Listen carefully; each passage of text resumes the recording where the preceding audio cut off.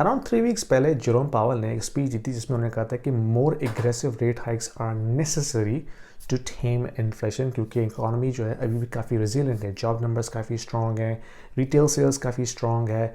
इसके अलावा जो CPI डाटा आया था लास्ट टाइम वो भी काफ़ी स्ट्रॉन्ग आया था, तो उसके मुताबिक उन्होंने प्रिडिक्शन दी थी कि they will likely to go for another 0.5% rate hike.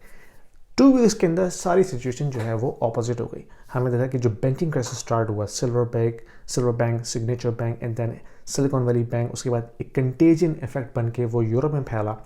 Credit Suisse को हमने देखा जो कि 130 ईयर्स ओल्ड बैंक है, वो कोलैप्स हुआ। उसके पीछे से प्रॉब्लम चल रहे थे लेकिन immediately that has gone under the bus. और उसके बाद हम देख रहे हैं कि डॉइचे बैंक जो है वो भी इस वक्त अंडर सिग्निफिकेंट प्रेशर है, उनकी स्टॉक प्राइसेस ऑलमोस्ट कोलैप्स कर गई है and they are seeing a significant outflow of the cash.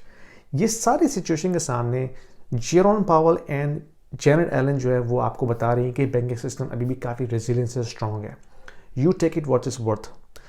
यहाँ पे हो ये रहा है कि जो सिस्टम के ऊपर ट्रस्ट है, फाइनेंशियल सिस्टम के ऊपर जो ट्रस्ट है वो आहिस्ता आहिस्ता ख़त्म होता जा रहा है। यानी कि हमने ये एकदम से होता हुआ नहीं देखा। हमने देखा कि जो कनाडा में ट्रकर्स के साथ हुआ था, जो उनको बैंक से बिल्कुल कट ऑफ कर दिया गया था, दैट वाज अ बिगिनिंग।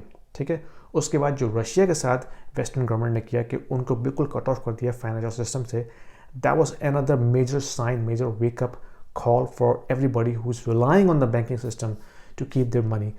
अब हम ये देख रहे हैं कि किस तरह जो बैंक्स हैं वो अपना एक ट्रस्ट खोते जा रहे हैं। कंज्यूमर्स अपना पैसा सेफ नहीं समझ रहे बैंक में रखना, and they are taking their deposits out and moving it somewhere else, whether this is coming from smaller banks to the big banks or even they're spending somewhere else, investing somewhere else, who knows।